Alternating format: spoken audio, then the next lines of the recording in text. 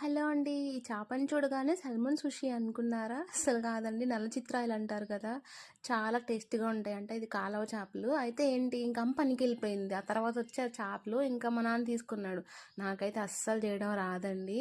ఇంక ఎట్లాగొట్లా చేశాను. అసలు చేతులన్నీ కోసుకుపోయినాయి అనమాట. ఇంక అమ్మ రాగానే కూర కలిపి పెట్టేసింది.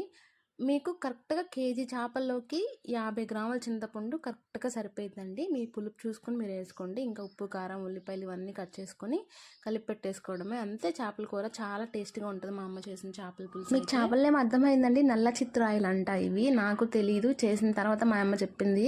నేను ఎప్పుడు చూడలేదు. చేప మామూలుగా తెల్లగా ఉంటుంది కానీ లోపల ఎల్లో కలర్‌లో ఉంది ఇదైతే. మాకు పక్కనే పెద్ద కాలం ఉండిద్దండి. అందులో పట్టుకొచ్చి ఫ్రెష్‌గా అమ్ముతారనమాట. కేజీ 100 రూపాయలకి ఇచ్చేస్తారు ఏవైనా. అల్లం పేస్ట్ మీరు కూర కొంచెం ఉడికిన తర్వాత ఒక స్పూన్ వేసుకోండి. ముందే వేస్తే ముక్కలు వెళ్ళిపోతాయి అనమాట. లాస్ట్లో కొత్తిమీర మసాలా వేసుకొని వేడి వేడి అన్నంలో తినేయండి.